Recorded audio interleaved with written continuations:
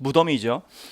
아니, 우리나라의 무덤의 방식, 그 고대 쪽의 무덤의 방식이 대략 한 8개 종류 정도가 됩니다. 그래서 무덤의 축조 방식이 한 8개 정도가 되는데, 우리가 꼭 알아야 될 거는 대략적으로 한 4개에서 5개 정도, 그렇게만 보시면 되겠네요. 그래서 그 얼개를 먼저 쭉 설명한 다음에 개별적으로 우리 시험에 나올 수 있는 것들, 뭐 최근 들어와서 굉장히 중요도가 높아지는 게 예컨대 전에는 전혀 언급이 안 됐지만 고구려의 덕흥리 고분이라든가요. 그 다음에 또 이제 마한의 무덤 중에서는 여러분들 나주 반남 고분군, 고등학교 교과서에 이게 들어가 있단 말이죠. 나주 반남 고분군이라든가 뭐 이런.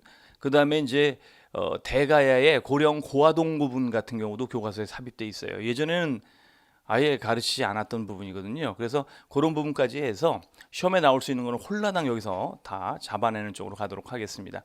자, 일단 칠판을 한번 보세요. 먼저 얼개를 잡고 가자고요. 일반적으로 삼국의 고분을 먼저 얘기를 하면, 삼국의 무덤들, 특히 고구려의 무덤들이 이제 이런 식으로 계단식 돌무지 무덤이 초창기의 무덤이에요.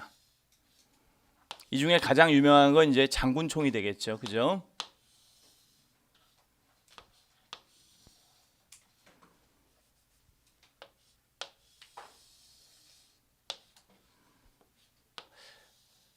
제가 이 장군총을 가보니까 꼭대기에 그 건물지가 있더라고요. 건물터. 그러니까 위에도 분명히 건물이 있었던 걸로 보입니다. 그죠? 그리고 요쯤 돼서 이제 이런 걸 갖다가 보통 우리가 돌무지 무덤이라고 얘기하거든요. 그 다음에 적석총이라고도 얘기합니다. 아니, 무덤에 주인공이 있다. 그런데 그것이 왕 내지는 왕비다. 그럼 우리가 보통 뭐라고 얘기합니까? 릉이라고 얘기하죠. 그죠? 왕릉도 왕릉, 그 다음에 왕비릉도 왕비릉입니다. 그 다음에는 이제 뭐 세자의 무덤이라든가 이런 경우에는 원이라고 얘기합니다. 원. 그죠? 그래서 예를 들자면 사도세자의 무덤이 혈융원 이렇게 얘기하죠. 그죠? 그 다음에는 그냥 뭐예요? 고위 관료 출신이라든가 또는 일반 왕자의 묘라든가 이런 거 같은 경우는 그냥 묘라고 하죠. 능원묘 순서로 가는데요. 다만 이제 사도세자 같은 경우는 나중에 왕으로 승격됐잖아요. 장조라고 하는 이름으로 승격됐기 때문에 이제 혈융원이라고 부르다가 융릉이라고 불러서 이제 정조의 릉이 옆에 있으니까 건릉이라고 해서 따로 있으니까요. 윤건릉이라고 보통 얘기하죠. 그죠? 그래서 능원묘, 무덤의 주인공이 누군지 알았을 때, 근데 몰랐을 때는요. 몰랐을 때는 무슨 총 또는 무슨 분이라고 얘기하는 거죠, 그냥. 그죠? 그잖아요. 이 주인공이 봐봐요, 여러분들. 백제의 무덤 중에서 무령왕의 무덤이라는 게 확실해요. 그럼 우리가 그걸 무령왕총이라고 부릅니까? 그렇게 부르지 않는단 말이죠. 무령왕릉이라고 하죠. 그래서 릉, 원, 묘 이렇게 간단 말이에요. 그리고 무덤의 주인공이 누군지 모를 경우에는 뭐라 부른다? 총 또는 분 이렇게 부른다 이게요. 자, 먼저 얼개를 잡고 가려고 하는 거예요. 원래 이렇게 돌무지 무덤이 이제 초기에 많이 만들어지다가 그 다음에 가서는 이런 식의 무덤의 형태로 갑니다. 굴이 뚫려 있는데 이렇게 굴이 뚫려 있는데 여기에 이렇게 이제 무덤의 천장이 오므러지는 이런 형태인데요. 보통 우리가 이런 거를 굴식 돌방 무덤이라고 얘기하죠. 또는 가로로 구멍이 뚫려 있다 그래서 횡열식, 가로 횡자다, 가로로 이렇게 통로가 뚫려 있다 그래가지고 횡열식 석실문이라고 얘기합니다. 제가 이제 무용총이라든가 이런 무덤들을 직접 가봤거든요. 들어가 봤는데 실제 이 통로가 굉장히 좁아요. 좁아서 고개를 이렇게 숙이고 들어가요. 들어가다가 이제 딱 들면 이제 방이 정삼각형의 방들이 나온단 말이죠. 이런 경우에는 이제 방이 2개로 연결된 경우도 있어요.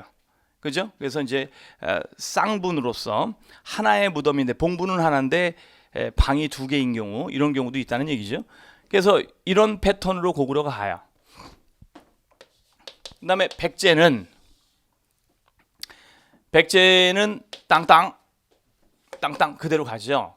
그리고 중간에 하나의 형태가 더 나타나는데, 자, 일단 백제는 수도를 옮긴 거를 중심으로 우리가 봐야 돼요. 맨 처음에가 한성백제죠. 한성백제 때 가장 유명한 건 석촌동 고분입니다. 그죠? 지금 또 다시 재발굴을 해가지고 다시 발굴 작업이 끝났어요. 그죠? 왜냐면은 백제문화유적지구 중에서 지금 백제문화유적지구가 세계문화유산으로 등록이 되어 있는데 익산유적지구, 그 다음에 부여유적지구, 공주유적지구가 들어가 있는데 백제 전체 역사에서 절반이 넘는 기간 동안에 쓰였던 한성백제유적지구가 빠져 있단 말이죠. 그래서 지금 몽촌도성이라든가 풍납도성이라든가 또는 이제 석촌동 고분을 정비하고 있어요. 그래서 지금 국책 사업이 뭐냐면은 백제문화유적지구에 한성백제문화유적지구를 집어넣는 것. 그리고 서울 같은 경우는 또 하나, 조선의 한양도성. 한양도성이 보통 14km인가요? 10몇 킬로가 되죠? 이렇게 둘레가.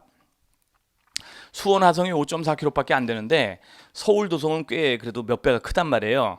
근데 전 세계적으로 이렇게 도읍을 이렇게 쭉 둘러친 그런 성들은 좀 드물어요.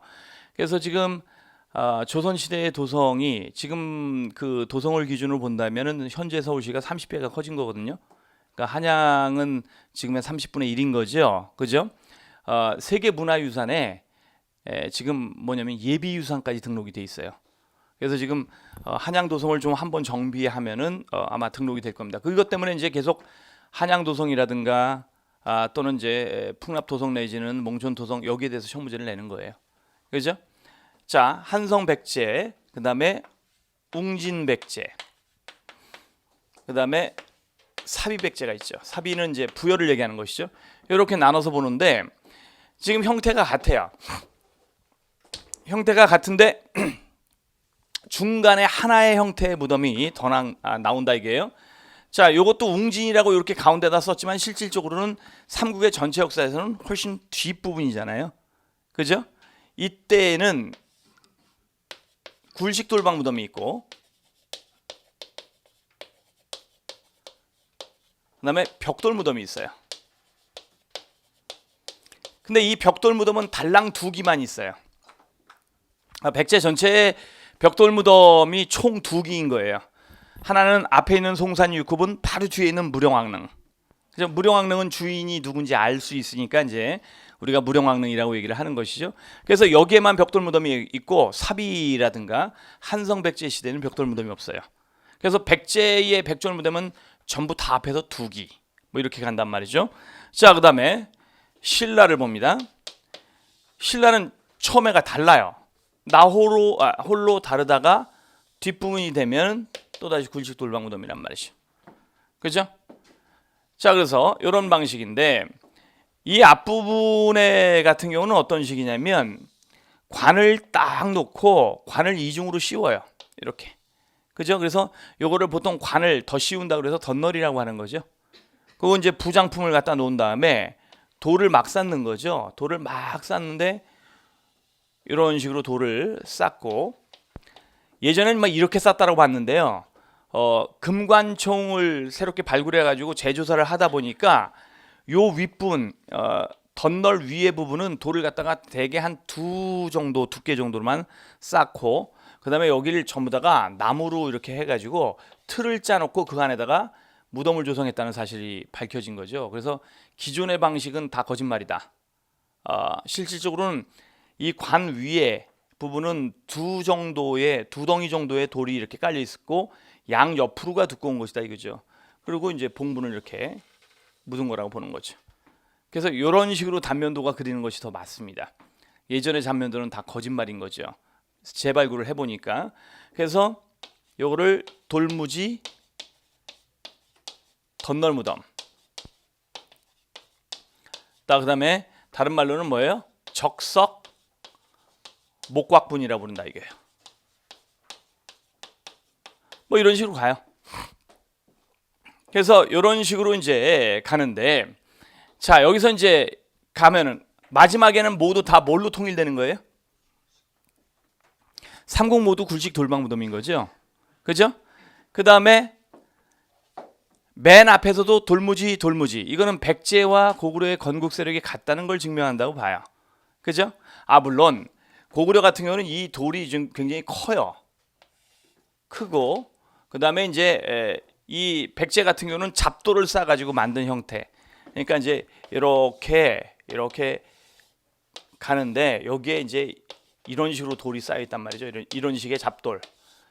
그리고 여기는 그런 돌이 아니라 이제 이렇게 여러분 책상 한 요거 정도 잘라서 요 정도 돌들, 요 두께는 요 정도가 되고요. 무덤은 제가 완벽하게 달인이겠죠, 여러분들. 무덤은 제가 완벽해요. 왜 그럴까요? 제가 들어간 무덤만 200군데가 넘어요. 그리고 저는 살아있는 강사 중에서는 유일무이하게 무용총서부터 해갖고 고구려에 중국에 있는 고분들을 상당 부분 들어갔어요. 조사를 했던 사람입니다. 왜냐하면은 제가 94년도에 중국에 가고 그걸 조사를 했었는데 95년도에 삼실총 고분벽화를 전기톱으로 뜯어갔단 말이죠. 도굴꾼들이. 그래서 저희가 이제 뇌물을 주고 무덤을 뜯고 들어갔던 그 뇌물을 받았던 사람들은 다 사형당했다고 그러더라고요. 그리고 이제 관광용으로 5회본 5호면서부터 해서 2개 정도의 무덤만 공개를 하고 실제로는 어떤 무덤도 이제 공개가 안 되는 거죠. 그러니까 제가 운이 좋았던 거죠. 저는요. 그래서 고구려의 무덤들 또 그다음에 일본에 있는 뭐 후네야마 고분서부터 해서 웬만한 고분들은 장식 고분이니 뭐니 다 일본에 가서 들어갔었거든요. 조사를 하고 국내에 있는 무덤들도 조사를 했고 그다음에 만주에 있는 무덤들 무용총서부터 여러분이 잘 아는 무덤들을 실질적으로 다 조사를 했기 때문에 무덤은 잘 알죠. 어떤 형태인지. 자, 이렇게 이제 잡도를 중심으로 한 게 석촌동 고분입니다. 석촌동은 뭐 우리 집에서 가까워서 자주 갑니다. 제가 송파 사람이거든요. 그죠? 자, 갑니다. 이렇게 해가지고 이제 무덤의 형태가 나오는데 요걸 가지고 이제 설명을 하자면 가장 큰 특징들이 뭐냐면은 여기 같은 경우 또는 벽돌 무덤 같은 경우는 추가 매장이 가능해요. 그러니까 뜯어갖고 다시 시신을 넣는 거죠. 그래서 여기도 이제 보면은 관대가 2개 정도 있고요. 여기도 들어가 봤는데 그래서 추가 매장이 가능한 거죠. 그래서 부부 합장 묘식으로 해가지고 가능하고 그다음에 여기 같은 경우도 방이 하나가 더 있는 경우가 있고 아니면 한 방 안에 관대가 2개가 있어서 2사람을 갖다가 묻는 경우도 있어요. 그죠? 그리고 벽돌 무덤, 무령왕릉이요. 무령왕릉 벽돌 무덤은 요거는 이제 왕이 죽은 다음에 몇 년 뒤에 왕비가 죽었거든요. 다시 뜯어갖고 왕비의 그런 시신을 갖다가 안치를 한 그런 경우가 되겠습니다. 그러면 추가 매장이 불가능한 무덤은 뭐냐? 얘예요, 얘. 얘는 이거 다 뜯어야 되잖아요. 그죠? 여기는 지금 관이 하나가 있고 그다음에 이렇게 더 쉬운 거 아닙니까? 그죠? 그러니까 이제 벽화를 그릴 공간도 없고 그다음에 여기에 이제 거의 산 하나잖아요. 그러니까 다시 추가 매장을 하려고 해가지고 무덤을 뜯는 그런 경우는 없는 거예요. 그래서 이건 단장 구조라고 얘기합니다. 이 시험에 나왔던 거죠. 단장 구조. 한 사람만 묻는다는 얘기예요. 그죠? 그다음에 도굴이 사실상 불가능하다는 얘기죠. 그래서 실질적으로 이제 황남대총 같은 경우는 남분하고 북분이 있는데요. 이런 식으로 가는 거죠. 이렇게. 추가 매장이 가능했다라고 한다면 하나의 봉분 안에 묻었겠죠. 이게 황남대총인 거예요. 남분 북분 해가지고 이렇게 구성이 된단 말이에요. 자, 그러면 이제 지금부터 하나씩 뜯어서 가도록 합니다. 일단 삼국의 얼개, 거기 밑에 보면 무덤의 형식이라고 하는 부분이 있잖아요. 그죠? 자, 돌무지 무덤, 적석총이라고 얘기를 하고 그 다음에 어디에 뭐 분포한다 라고 하는 것보다는 그냥 거기에 두 번째 줄에 고구려와 백제의 초기 단계만 줄 거놓으시면 돼요. 건국 세력이 같다는 걸 의미한다라고 보는 거죠. 그 다음에 이제 굴식 돌방 무덤, 횡혈식 석실묘 또는 석실분이라고 하는데요. 자, 대개 이제 벽화들이 많아요. 벽화들이 많고 그 다음에 이제 방이 2개짜리 같은 경우는 쌍용총 같은 경우가 이제 방이 2개짜리인데 여러분에게 쌍용총이 방이 2개짜리라고 얘기를 물어보진 않을 거예요. 근데 이름이 쌍용총이잖아요. 그러니까 방이 2개짜리인데 얘는 어떤 식이냐면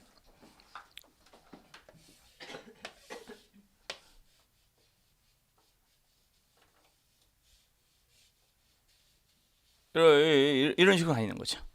그죠? 그래서 여기 방과 방 사이에 쌍기둥이 있단 말이죠. 양쪽으로 기둥이 있어요. 통로 안에. 그래서 이 영자가 기둥을 뜻하는 거니까 쌍기둥 무덤이라는 뜻이에요. 방이 2개짜리라서. 그러면 쌍에다가 동그라미 치면 되잖아요. 방 2개짜리. 방 2개짜리를 묻는다면 그걸 물어볼 수밖에 없죠. 그렇지 않으면 12,000기를 다 물어보든가. 그죠? 참, 그럽니다. 그래서 굴식 돌방 무덤이 이렇게 있고요. 자, 가야의 고분에서도 이제 있고 굉장히 많은 무덤들. 대개 여기 지금 보시면 다 굴식 돌방 무덤으로 통일이 돼 있잖아요. 그죠? 그다음에 벽돌 무덤은 여기 백제 거 2개, 그다음에 발해, 그죠? 발해 거는 이제 예외로 해가지고 얘기를 할 겁니다. 있고요. 그다음에 돌무지 덧널 무덤 같은 경우는 지금 요 부분이죠. 요건 별표 쳐놓으세요. 아예 특별하니까. 자, 신라에서 주로 만든 무덤의 형식으로 지상이나 지하에 시신과 껴묵거리를 넣은 나무 덧널을 설치하고 그 위에 대돌을 쌓은 다음 흙으로 덮는 형식의 무덤. 그래서 목각적석총이라든가 적성목각분 뭐 이런 식으로 부른다는 얘기죠. 그리고 도굴이 어렵다는 거죠. 그죠? 그래서 이제 단장구조. 단장구조라고 하는 것은 다시 한번요. 한 사람만 묻을 수 있다는 거예요. 추가 매장이 불가능해요. 그러면 바꿔 말하면 돌무지 덧널 무덤을 제외한 모든 무덤은 추가 매장이 가능하다는 얘기가 되겠죠. 그죠? 여기서 이제 언급하는 그런 무덤들. 그럼 하나씩 하나씩 뜯어가는데 여기에 참고가 잘못 나왔어요. 이거 고구려 고분의 천장 양식은요. 굴식 돌방 무덤의 천장 양식인 거예요.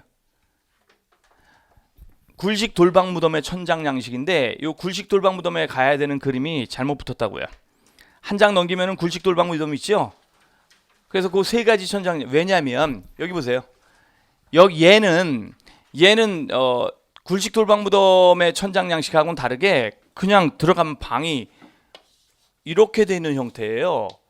이렇게 돼 있는 형태이기 때문에 천장이 그냥 평면이란 말이에요. 이쪽은요. 그렇기 때문에 사실은 뭐 천장 형식을 물어보지도 않을 뿐더러 고구려의 굴식 돌방 무덤에만 이런 형태가 있다. 이렇게 보시면 되겠습니다. 그러면 이제 하나씩 자세하게 뜯어가자 이거예요. 그죠? 요 기초적으로 이렇게 얼개를 잡아놓고 이제 덧붙이고 해가지고 자꾸만 덧붙여서 여러분의 이해를 돕는 쪽으로 가도록 하겠습니다. 여러분 이런 방식 중에서 제일 유명한 게 뭐예요? 장군총이란 말이죠. 이거 7단이거든요. 자, 하나, 둘, 셋, 넷, 다섯, 여섯, 일곱, 그죠? 예? 제가 괜히 7단을 그린 건 아닐 거예요. 맞죠? 자, 이 장군총에는 벽화가 없는데 간단하게 이제 벽화에 대해서 한번 얼개를 잡은 다음에 계속 설명할게요.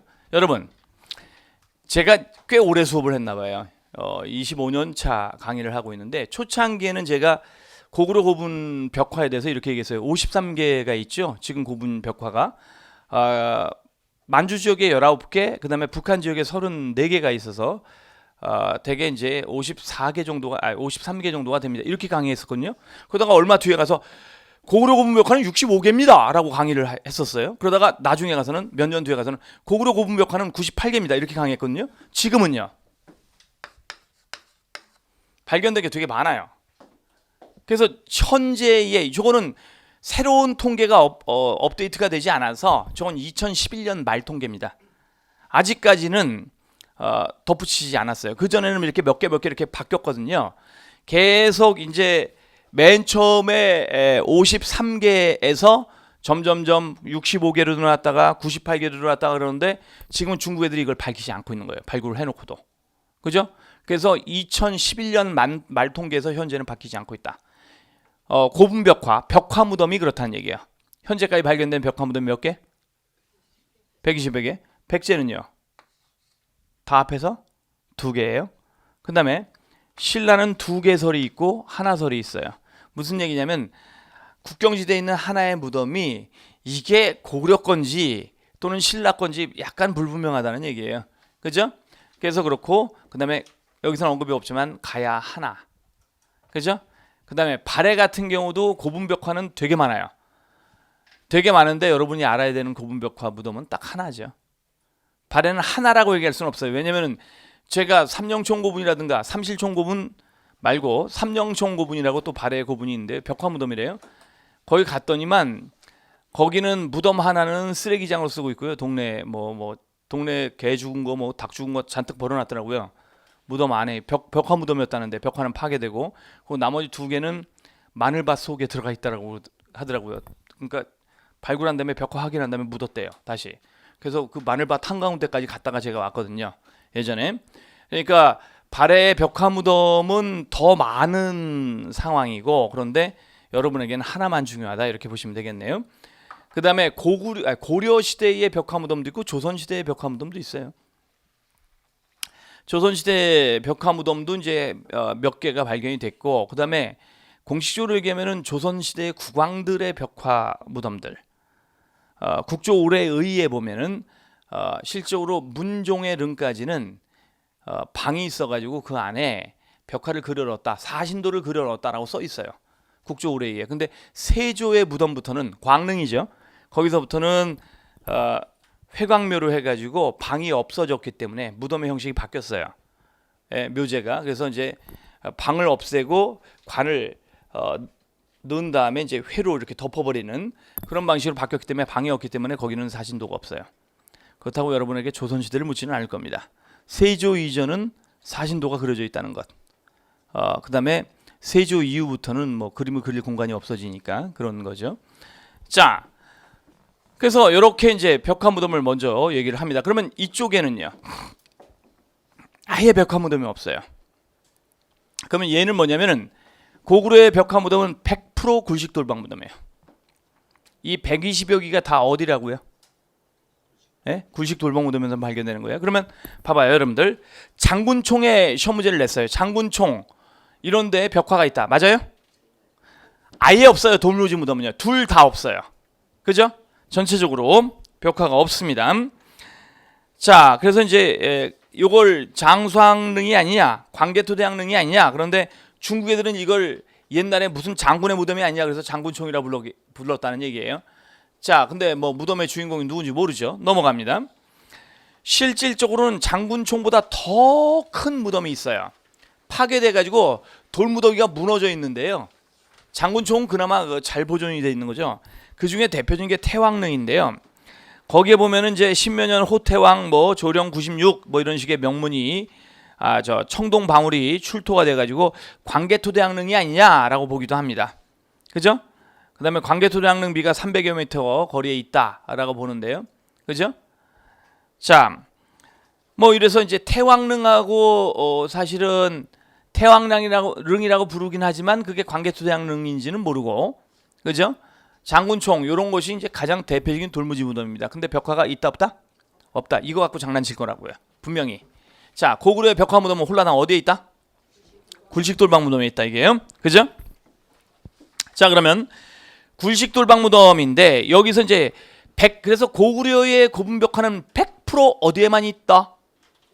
굴식돌방 무덤에만 있다 이게요. 그죠? 그리고 압도적으로 많죠. 지금 벽화 무덤이. 그죠? 자, 무용총을 보시기 바랍니다. 무용총. 봉토는 방대형이면 무덤안은 널길, 장방의 앞방과 널방에 걸친 통로 뭐 저거 갖고 이제 구성이 된다라고 하는데요. 팔각고임형 천장 방식이다 이게요. 자, 요것이 이제 대표적으로 바로 이제 굴식돌방 무덤의 형태가 되겠는데, 절 보시기 바랍니다. 굴식돌방 무덤은 고구려, 백제, 신라 마지막에 다 굴식 돌방 무덤이잖아요. 그런데 천장의 방식이 좀 특이해요. 자, 실질적으로 이제 천장 방식이 어떻게 되어 있냐면 이렇게 방이 있잖아요. 이게 되게 정사각형인 경우가 많은데요. 여기서부터 이제 정중앙서부터 이렇게 쳐요. 쳐서 이렇게 가고 또 정중앙서부터 때려가지고 이렇게 가고.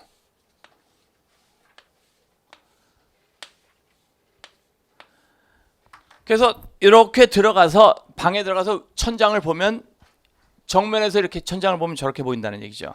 그러니까 이렇게 사각형을 이렇게 맞고 저렇게 맞고 이렇게 갖고 이렇게 좁혀가는 그런 방식인데, 이런 방식이 있고요.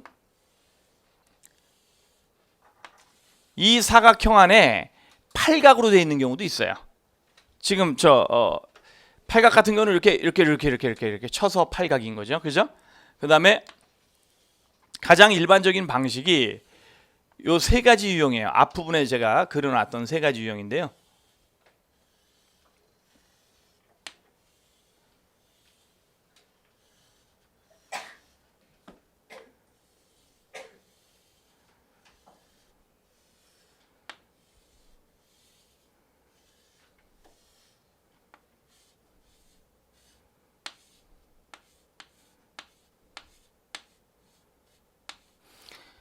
보통 요거는 이제 여러분들 요 안에 몇 각형입니까? 요게 삼각형이죠. 그래서 요걸 삼각고임이라고 얘기합니다. 그 다음에 요거는 평행고임이라고 얘기해요. 그리고 요거는 두 가지가 합쳐졌으니까 평행 삼각고임이라고 얘기해요. 근데 이 세 가지의 그 천장 방식은 고구려밖에 없어요. 그 다음에 고구려를 계승한 발해. 무슨 얘기냐면 여기 봐봐요 여러분들.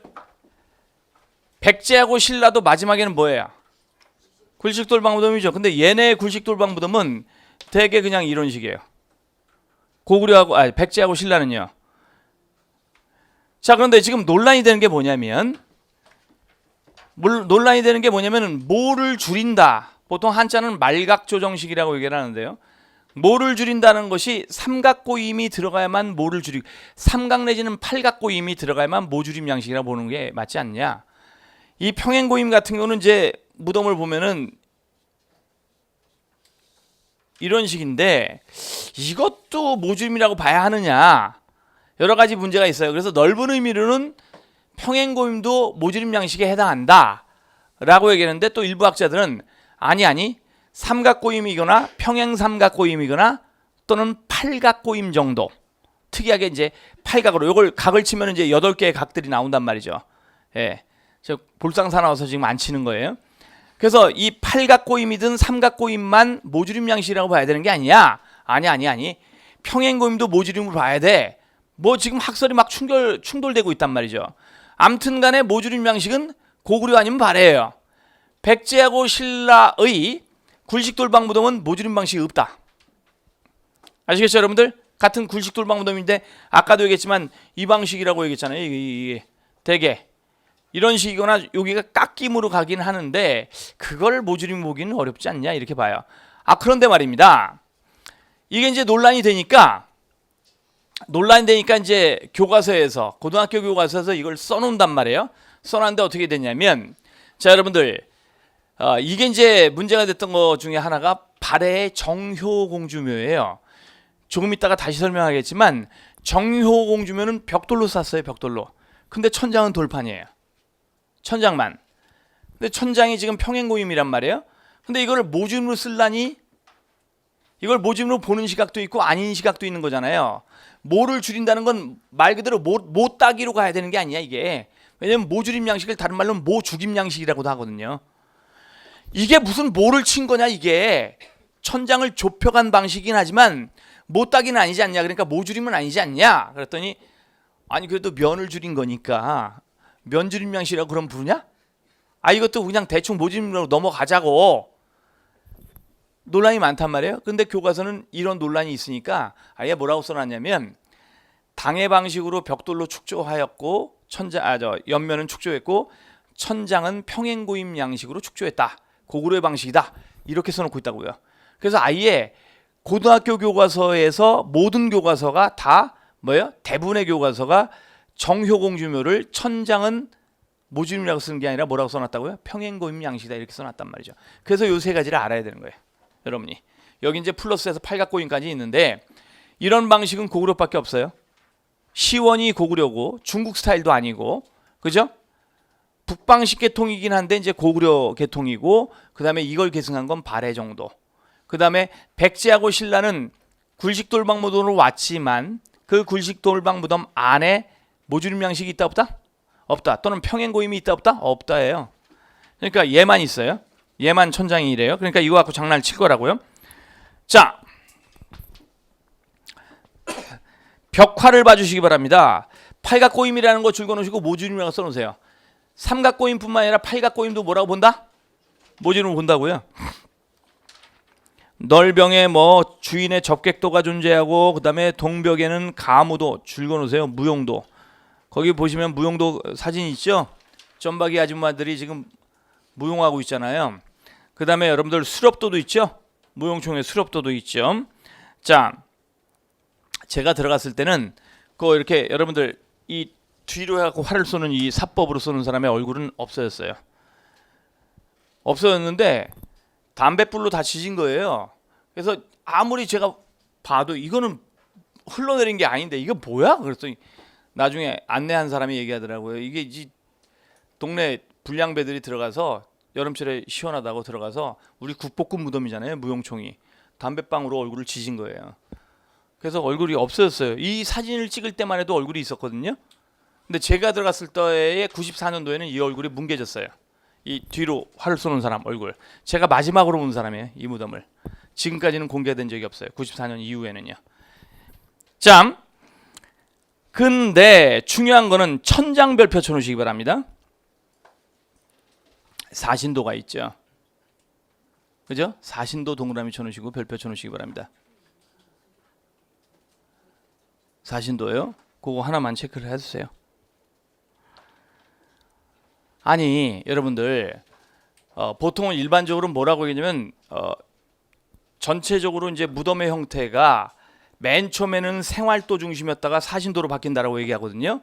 근데 실제 생활도의 무덤에 들어가서 보면 의외로 사신도가 그려져 있는 경우가 많아요.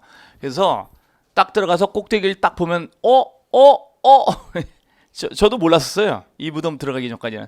딱 들어가서 천장을 불을 비춰봤는데 사신도가 조그맣게 모듈 양식에 그려져 있는 거예요. 그래서 있네? 사신도 없는 게 아닌데? 좌청룡 우백호 북현무 남주역이 다 네 귀퉁이가 다 쌍으로 그려져 있어요. 쌍으로. 두 마리씩. 저 북현무 같은 경우는 뱀하고 거북이하고 엉켜 있잖아요. 그죠? 뱀이 수컷을 상징하고 거북이가 암컷을 상징하는 자웅동체로 그려진 거예요. 그게. 그 다음에 남주작 같은 경우는 붉은색으로 주작이 마주보고 있단 말이에요. 좌청룡 우백호도 쌍으로 그려졌어요. 근데 이게 큰 무덤으로 오면서 이제 아예 사신도를 주로 그릴 때는 좌청룡 우백호는 단독으로 그려지고 북현무 남주작만 쌍으로 그려지는 거죠. 이렇게 갑니다. 무슨 얘기인지 아시죠? 그걸 묻지는 않을 거예요. 근데 이제 단 하나 조심해야 될 거는 뭐냐면은 무용총이 서울시 문제에서 한번 시험에 나온 적이 있었어요. 서울시 문제가 어떤 식이었냐면 무용총에는 무용도와 수렵도 및 사신도도 함께 그려져 있다. 이게 사지선다로 나온 적이 있었어요. 예? 2011년인가 10년인가 서울시 문제에서 한번 나온 적이 있어서 이것도 조심해야 되는 겁니다. 그죠? 그래서 그 밑에 심화 파트로 해갖고 제가 사신도 구분벽화 써놨죠. 그죠? 거기 한번 줄거놓보자고요. 요동성총 필요 없고요. 무용총, 쌍용총 줄거놓으시기 바랍니다. 무용총, 쌍용총. 그 심화라고 써있는 부분 있잖아요. 무용총, 쌍용총 줄 한번 거놓으시고요. 그 다음에 네 번째 줄에 강서, 대묘, 중묘 요것만 줄거놓으시기 바랍니다. 그 다음에 백제 구분에서는 송산리 6호분과 능산리 구분 줄거놓으시고요. 네? 좀 이따 얘기할게요. 백제는요. 자, 그 다음에 그러면 무용총이 있고 강서대묘. 자, 다시 한번 얘기해 봅니다. 고구려의 고분벽화는 모두 어디에 있다고요? 굴식? 돌방무덤에 있다고 그랬죠. 그죠? 여기에만 있는데 지금 보면은 무용총이 가장 대표적이고 그 다음에 강서대묘가 사신도 중심이잖아요. 자, 그래서 거기 쭉 보면은 뭐 어쩌고 필요 없고요. 벽화만 별표 쳐놓으시기 바랍니다. 뭐 구조를 보시면 삼각 괸돌을 얻고서 덮개돌을 밟는 그러면 그건 뭐 모주름 양식이라는 얘기니까. 예? 그러니까 그냥 고구려 부분에서 여러분 어떤 게 모주름 양식이고 어떤 게 평행고입니다. 이렇게 안 나와요. 고구려는 그냥 모주름 양식이에요. 그죠? 그렇게만 공부하시면 돼요. 무덤의 전문가가 되지 않을 거라고 한다면. 그죠? 벽화 보시면요. 자, 거기에 이제 사신도가 있죠. 사신도만 줄거 놓으시고요. 나머지 짜투리 그림은 필요 없고요. 강서대묘는요. 근데 사실은 강서대묘는 가운데 천장에 뭐도 그려져 있냐면 황룡도 그려져 있어요. 그래서 정확히 얘기하면 오신도예요. 원래 무덤의 주인이 황룡에 해당하니까 황룡을 안 그리거든요. 무덤의 주인에 해당하니까. 그런데 이 강서대묘는 중앙에 황룡도 그렸어요. 사실 우리가 사신도도 가장 걸작이라고 하지만 중앙에 황룡이 그려져 있는데 지금 8종교과서 중에 일부는 강서대묘는 아주 걸작의 사신도와 더불어 천장에 황룡이 그려져 있어. 그죠? 뭐 고구려 중심의 천하관을 엿볼 수 있다. 뭐 이렇게 쓴 경우도 있고 또는 황룡이 그려져 있다는 것을 언급한 경우도 있다 이게요. 본문입니다. 교과서 본문에 써 있어요. 황룡도 있다는 것. 그죠? 그래서 요거 하나 강서대묘에 하나 추가. 그다음에 덕흥리고분이 요즘에 이제 핫합니다. 궁룡 평행고임식 천장이라고 하는데요. 그냥 넓은 의미에서는 이 천장 방식을 묻지는 않을 거예요. 덕흥리 고분에서 시험에 나올 수 있는 거는요. 벽화예요. 벽화. 별표. 벽화요. 자, 널길에는 인물, 수문자, 연꽃 등의 묘사 그 다음에 여기가 유주자사 진이라는 사람이 그려져 있어요. 유주자사 진의 무덤이다 라고 알려져 있어서 이 사람이 중국에서 망명한 사람이 아니냐라고 추정. 예? 추정인데 광개토대왕 때 죽었다는 게 확실해요. 거기에 글이 써 있거든요.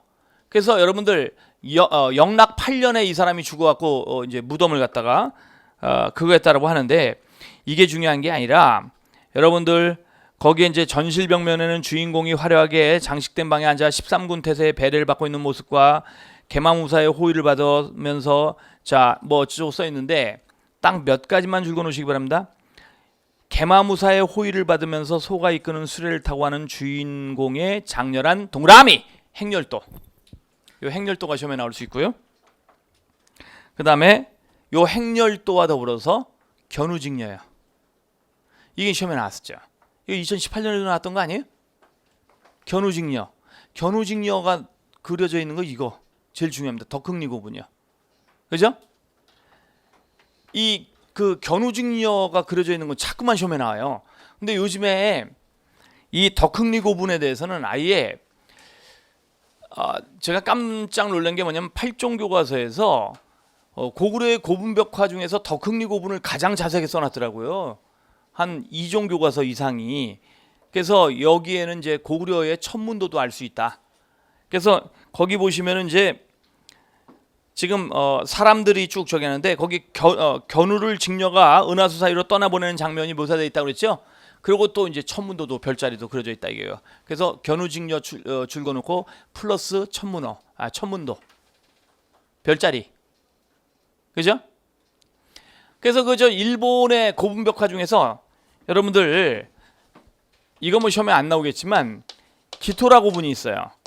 이 기토라 고분이라는 고분이 고구려 천문도를 베이스로 해서 천문도를 그려놨죠. 그래서 고구려 고분의 양식에 그런 영향을 받은 게 아니냐 이렇게 보기도 합니다. 그죠? 그래서 요 덕흥리 고분 별표를 쳐놓으시고 행렬도와 견우직녀 그 다음에 천문도. 그래서 이 무덤은 이게 제일 중요해요. 그 다음에 그러면 지금 여러분들 굴식돌방 무덤에 대해서 얘기를 했는데 지금 벽화 무덤을 얘기를 했고 그리고 고구려의 벽화 무덤은 굴식돌방 무덤에만 있다. 돌무지 무덤은 없다. 그렇게 얘기를 했고요. 그 다음에 고구려의 굴식돌방 무덤만 이런 방식이다 이게요. 그죠? 그 이걸 계승한 건 바래고 자 백제와 신라의 굴식돌방 무덤은 모주림 양식이 들어간다 안 들어간다? 안 들어간다. 그 다음에 이걸 세분화해서 이렇게 나눌 필요는 없다. 다만 그건 발해 때만 그걸 나누면 된다 이거예요. 자 그러면 갑니다. 백제 돌무지 무덤 서울 석촌동 고분 그냥 뭐 1호분, 2호분, 3호분, 4호분 뭐 써놨는데 5분 써놨는데요. 이렇게 이제 석촌동 고분이 뭐 1호분부터 이렇게 많아? 라고 하는 걸 알면은 좋긴 해요. 평생 동안 시험에 안 나온다는 걸 확인할 수 있을 겁니다. 그죠? 그러니까 석촌동 고분이 돌무지 무덤이라는 걸 아시면 되는 거죠. 그래서 고구려와 백제의 그 건국 세력이 같다는 거 정도만 알 수 있다. 이 정도만 체크하면 돼요. 거기서는요 넘어갑니다. 거기 무슨 묘가 어쩌고 필요 없어요. 자 여기 보시기 바랍니다. 웅진백제 여기 이제 공주잖아요. 공주 이제 송시문 중에 선산이 있는 산이다 그래갖고 송산이에요. 은진송씨 송시열 은진송씨의 선산이 있는 산이다 그래갖고 송산리인데 그 송산리 그러니까 공주 송산리 구분이죠. 여기에는 굴식돌방 무덤이 몇 기가 있고 그 다음에 딱 2개만 벽돌 무덤이 있어요. 송산리 6호분하고 무령왕릉인데요. 자 요것만 중요한 거죠. 벽돌 무덤. 자 송산 6호분 성왕의 무덤이 아닐까라고 하는데요. 다 털렸어요. 가루베지온이라고 하는 놈이 컨테이너 박스로 이 가루베지온이라는 놈이 하나의 무덤을 발견했거든요. 송산 6호분은 얘가 발굴을 했는데 바로 뒤에 무령왕릉은 그게 무덤인지 몰라갖고 발굴을 안 했어요. 그래서 무령왕릉은 71년도에 우리나라가 발굴한 거고 앞에 송산 6호분은 뭐 들어가 봤을 때 아무것도 원래가 없었다. 가루베지온이라는 놈이 그렇게 떠들었다고 하는데 걔가 일제강점기에 이제 이걸 발굴한 놈인데 아이 들어갈 때 그림만 있었고 아무것도 없었어 라고 얘기를 했는데 어쨌든 얘가 일본으로 돌아갈 때 컨테이너 박스 3개 정도 분량의 유물을 갖고 갔다는 얘기예요. 그리고 지금도 공개를 안 하고 있으니까 걔는 죽었지만, 그래서 이 송산 6호부는 얘가 털어간 게 아니냐라고 보는 거죠. 다행인 거는 무령왕릉은 71년도에 발굴됐기 때문에 유물이 남아있을 수 있었던 거죠. 자, 갑니다. 지금 철자형 평면의 아치형 천장을 가진, 근데 둘 다 아치형이에요. 둘 다 아치형이고 거기 사진을 보시면 아시겠지만 무령왕릉하고 송산리 6호부는 모두 벽돌인데 아치형으로 천장까지 빼곡하게 벽돌이에요. 자, 봐요.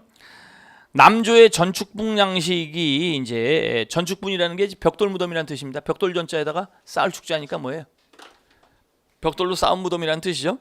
자, 그런데 여러분들 백제의 고분 벽화가 총 몇 개예요? 2개죠. 둘 다 사신도예요. 백제 거는요. 둘 다. 아까 거기 밑에다가도 이제 위에 언급을 하는데 둘 다 사신도인데요. 여러분 재미있는 거는 벽돌 무덤에 하나, 그 다음에 굴식돌방 무덤에 하나예요. 하나씩이에요. 따라서 벽돌 무덤은 달랑 2개인데 무령왕릉에는 벽화가 없어요. 이거 조심해야 돼요. 무령왕릉에는 벽화가 없다. 그래서 무령왕릉의 그 3번째 줄 벽화는 그려지지 않은 별표 쳐놓으시고요. 그러면 바로 앞에 있는 송산 6호부는 뭐가 있다고요? 사신도. 근데 백제는 총 몇 기가 벽화 무덤이 있다? 달랑 2개인데 둘 다가 사신도다 이게요. 둘 다. 그죠? 그래서 지금 여기 보시면 자, 송산 6호부는 그래서 여러분들 여기는 사신도 하나만 볼 수 있고 다 털렸다라고 했잖아요. 없어요. 그 다음에 무령왕릉은 홍수가 났는데 이게 뒤에 토사가 쓸려가지고 앞에 송산 6호분을 칠 것 같으니까 뒤에 이렇게 토사처럼 이렇게 쌓여있는 부분을 파다가 배수로 만들려고 71년도에 파다가 무령왕릉을 발견한 거예요. 그죠? 근데 도굴보다 못한 발굴이 됐죠. 이거는요. 하루 만에 모든 유물을 수습해가지고 3,000점 이상의 유물이 발견됐다 이렇게 써 있었어요. 모든 책에. 지금도 그렇게 써 있는 책들이 있는데요. 나중에 안 되니까 마대자루에다 전부 다 빗자루질해 갖고 잔뜩 담아놓은 거예요. 그 나중에 몇십 년이 지난 다음에 2010몇 년인가 마대자루 딱 접으니까 거기서 이빨 같은 게 발견되고 막 그래갖고 이게 무령왕의 이빨이 발견되고 유물을 재분류하니까 4,300점인 거예요. 그래서 4,300점으로 다시 재분류됐어요. 이게 3,000점이라고 써 있었는데 전에는요. 지금도 아마 그렇게 써 있는 책이 많을 겁니다. 자, 왕의 지석과 왕비의 지석 줄곧 별표. 그 다음에 여러분들 꼭대기에 보시면은 이제 영동대장군 백제사망이라고 써 있는데, 자 여러분 여기에서 중요한 거는 이 무덤이 중국의 남조인 양나라의 기술자가 와서 이 무덤을 축조하는 걸 감독했다라는 기록이 2010년도에 발견됐어요. 여러분 밑에 벽돌에 글이 써 있었던 거예요. 나중에 조사를 해보니까. 그러니까 얼마나 졸속 발굴이면 71년도에 발굴을 했는데 2010년에 가서야 밑에 벽돌에 양나라 기술자가 와서 이 무덤을 감독했다라는 게 써 있는 걸 발견했겠어요. 그죠? 아니 그런데 그래서 남조의 전축분 형식 수용이라고 써 있죠. 특징에. 그죠? 둘 다예요. 어쨌든 벽돌 무덤 2개 다. 자, 그런 다음에 벽화는 없고, 이게 이제 왜 무령왕릉이라는 걸 알았냐면은 지석이 발견됐단 말이죠. 영동대장군 백제 사마왕 연 62세 어쩌고저쩌고 붕 이렇게 나왔단 말이죠. 영동대장군 백제 사마왕이 누구냐? 사마왕은 섬의 고원대. 일본서기에 보면은 무령왕의 어머니가 일본으로 건너가다가 섬에 잠깐 상륙해서 아이를 낳기 때문에 아이의 이름을 섬이라고 줬다. 사마. 이 기록이 나오거든요. 그래서 영동대장군 백제사마왕이라고 한다면 이건 무령왕이다. 예? 왜냐면 중국 기록에서도 양나라로부터 사지절도독 백제제군사 영동대장군이라는 작호를 받았다는 걸 알 수가 있거든요. 그죠? 자, 그래서 그렇게 가고요. 그 다음에 이제 여러분 왕의 지석이 있고 그 다음에 매지권이 있었어요. 땅을 사들인 문서. 자, 봐봐요. 돌판이 하나가 있는데 땅을 사들인 문서가 있었고 그 문서 밑에 그 돌판 밑에 돈이 있었다고요. 위진남북조에서 사용했던 오수전이라는 돈이 잔뜩 쌓여 있었다 이게요. 그래서 영동대장군 백제사마왕께서 이 장소에 묻히노니 여기서 영면을 취하기를, 그래서 토왕신, 토백신, 토부모 또 2천석 이상의 관리로부터 자, 이 땅을 사들인다. 그리고 거기다 돈을 쌓아놓고 그 다음에 이제 이 땅을 사들인 그 무덤을 조성한 경위는 현 율령에 따르지 않는다, 이렇게 써 있단 말이에요. 자, 다시 한번요. 돌판이 두 개인데 하나는 영동대장군 백제사마왕 연 62세에 이제 붕하셨다 뭐 하면서 나온 거고, 하나의 돌판은 땅을 사들인 문서다 이게요. 이걸 뭐라고 한다고요? 매직권 돌판, 또 하나의 돌판. 근데 거기에는 뭐예요? 영동대장군 백제사마왕께서 여기에 묻혔는데 토왕신, 토백신, 토부모로부터 이 땅을 사들였다 이게요. 그러면 그 땅 실령들이잖아요. 이게 도교예요. 도교적 특성. 그걸 볼 수가 있다는 얘기죠. 그죠? 이 땅에서 영면을 취하기를, 그리고 이 땅에서 왕이 묻힌 경위에 대해서는 현 율령에 따르지 않는다. 그러니까 백제도 율령이 있다는 걸 알 수가 있죠. 확인할 수 있죠. 그죠? 그런데 말입니다. 몇 년 뒤에 왕비가 죽었네. 그러니까 무덤을 뜯었어요. 뜯어서 왕비의 시신을 지입하면서 그 매직권 있잖아요. 왕의 지석과 매직권이었잖아요. 매직권 뒷면에 왕비의 지석을 새겼다고요. 그러니까 돌판이 두 개인데 하나는 왕의 지석, 하나는 왕비의 지석인데 왕비 지석 뒷면이 매직권이 되는 거예요. 아시겠죠? 여기에 무령왕릉이에요. 자, 갑니다. 굴식돌방 무덤 부여 능산리 구분인데요. 꺾임 천장식 석실은 필요 없고요. 여러분 하나만 알면 돼요. 구조에서요. 여러분 이 꺾임 천장이라는 얘기니까 모듈임 양식이 아님이라는 것만 알면 되는 거예요. 꺾임 천장 기억해서 삭제하시고, 모듈임 양식의 천장 구조는 굴식돌방 무덤에서 고구려만, 이렇게 가면 되는 거죠. 그리고 그걸 계승한 발해, 이렇게 하면 되는 거예요. 자, 그런데 여기에 지금 보면은 이제 뭐가 있냐면은 그림이 있단 말이죠. 사신도가. 그죠? 능산리 고분에 이제 하나의 사신도가 있는데, 어쨌든 여기는 그러면 벽돌 무덤에 하나, 굴식돌방 무덤에 하나의 벽화가 있는 것이죠. 그죠? 그 다음에 신라는 여기는 벽화가 없어요. 벽화가 없는데 여기는 여러분들 추가 매장도 불가능하고, 아까 뭐라고 했어요? 도굴도 불가능하다고 그랬죠? 이거 산 드러내야 되는데 황남대총 발굴하는데 5,000명이 달려들어갔고 9개월 걸렸어요. 돌 드러내는데. 몇 개월? 물론 천천히 드러낸 거지만, 그래서 이게 많아요. 이게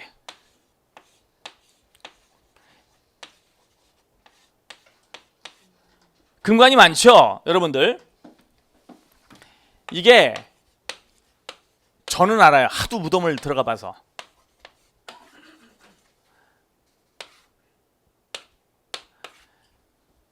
이렇게 하나, 둘, 셋, 넷, 이렇게 네 개가 있다. 시험문에 안 나오는 겁니다. 네 개가 있다 그러면 이거는 천마총근간하고 금령총근간이에요. 근데 여기에 고곡이, 녹색으로 되어 있는 고곡이 붙어 있다 그러면 천마총이고, 고곡이 아예 없다 그러면 금령총근간이에요. 그 다음에 이렇게 세 개짜리는 금관총, 서봉총, 그 다음에 바로 이제 황남대총, 요건데, 여기 이제 이렇게 환이 세 개가 붙어 있다. 이렇게 해서 이렇게 내려간다 그러면 이건 황남대총이고, 그 다음에 두 줄로만 이렇게 내려가고 있다 그러면 금관총이고요. 양옆에 봉황이 이렇게 오려져서 새겨져 있다 그러면 서봉총 금관이에요. 그죠? 그래서 유물 많다 이거죠. 여기에서만 발견된 겁니다. 여기서는 없어요. 그죠? 자, 그래서 거기 천마총, 천마도라고 하는 건 여러분 벽화가 아니죠. 이거 벽화 그릴 공간이 없어요. 이건 말다래, 말 안장에 이제 장식용으로 붙인 거라고 보는 거죠. 그죠? 그래서 말이 있으면 이 말 안장을 이제 이렇게 놓을 거 아니에요. 그죠? 그럼 요 말 안장 밑에 붙이는 말다래라고 하는 판, 여기다 그린 게 천마도라고 보는 거죠. 그죠? 자, 이렇게 보시면 되겠고, 여러분들 요 돌무지 덧널 무덤이 대개 4세기 후반부터 6세기 초까지라고 보는데요. 순장체들이 있어요. 순장체. 재미있는 거는 그러니까 지중왕 때 순장을 금지시켰잖아요. 딱 지중왕 때를 전후까지 이 무덤의 형식이 있었을 거라고 보는 거예요. 그래서 여기는 순장체가 있어요. 근데 여기는 순장체가 없죠. 왜요? 지중왕이 순장 금지령을 내렸잖아요. 그래서 지중왕 때 전후까지가 아마 돌무지 덧널 무덤이 아니냐 이렇게 봅니다. 그래서 이제 황남대총도 남분 북분이 있는 거고 넘어갑니다. 넘어가고요. 자, 그래서 돌무지 던널 무덤에 대한 얘기고, 그 다음에 굴식 돌방 무덤은 이제 벽화 무덤인데 어숙묘 별표 쳐놓으시기 바랍니다. 영주의 어숙묘. 어디에 어숙묘요? 영주 순우의 어숙. 사람 이름이 어숙이에요. 어숙이라는 사람의 무덤이라고 알려져 있는데요. 거기 이제 피장자가 을면연 어숙지 술간에서 술간벼슬에 있었던 어숙의 묘가 아니냐 그러는데 여기에 그림이 있네요.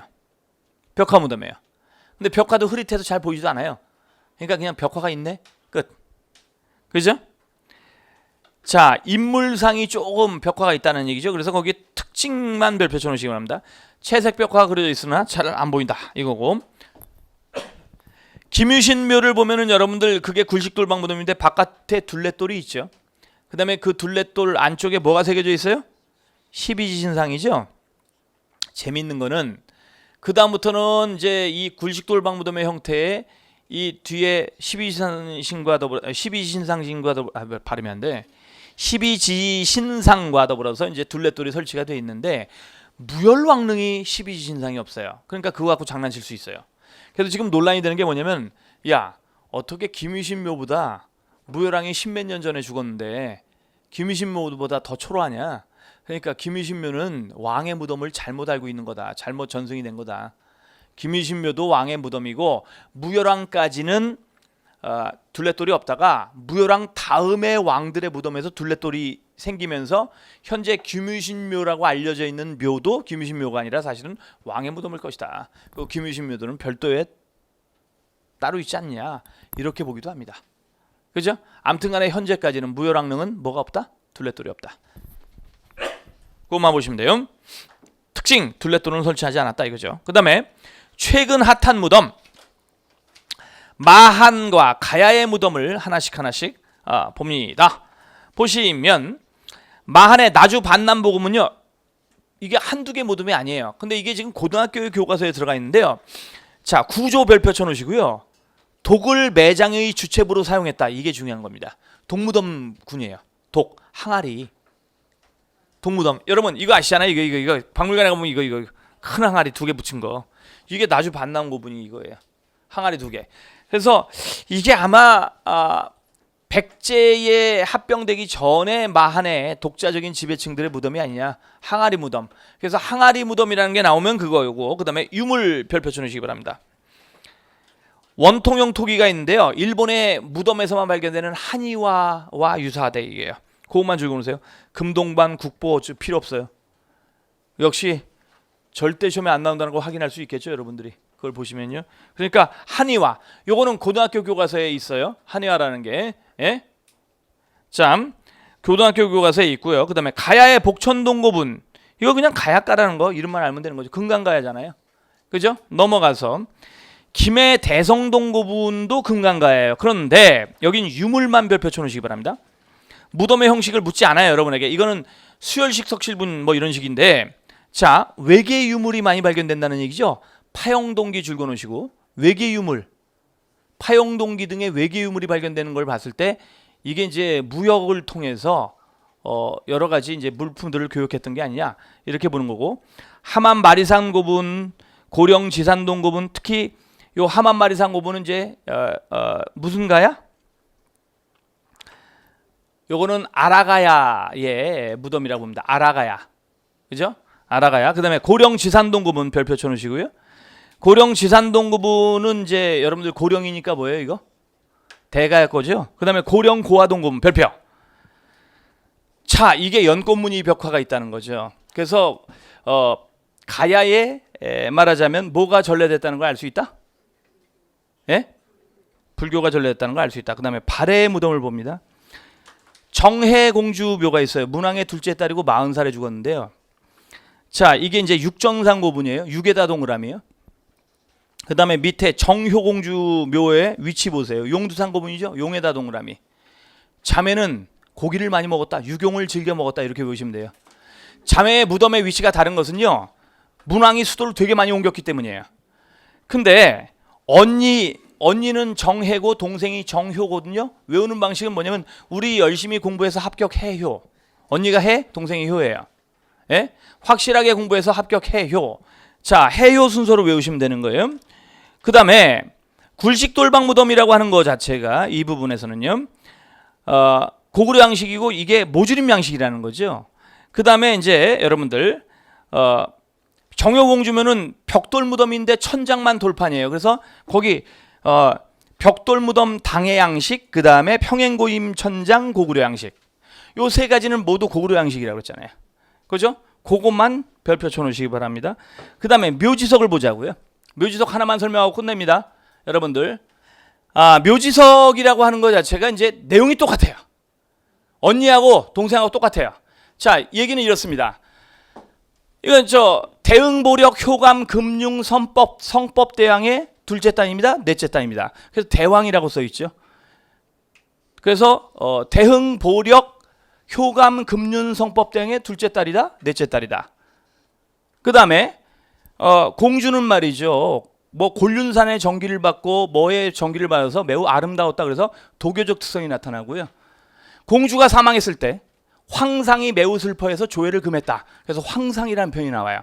그러니까 왕을 대왕 황상이라고 부르고 있는 표현이 두 개가 있는 것이죠. 그죠? 그 다음에 언니는 벽화 자국만 있고 없고 동생은 벽화가 있어요. 무슨 얘기인지 아시죠? 예? 동생은 벽화가 있고요. 자, 12명의 인물도가 있죠. 그 다음에 무덤 위에 탑이 있다는 거죠. 그죠? 근데 탑에 흔적만 남아 있어요. 탑이 완벽한 탑은 딱 하나밖에 없어요. 무덤 위에 설치된 탑 중에서 영광탑 하나.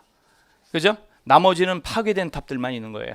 아시겠죠? 완벽한 탑은 뭐만 있다고요? 영광탑. 그 다음에 탑이 무덤 위에 탑을 설치하는 거는 발해 형식인데 이 탑들은 모두 벽돌탑이라는 것. 전탑입니다. 전탑, 벽돌탑이요. 여기까지 설명을 했습니다.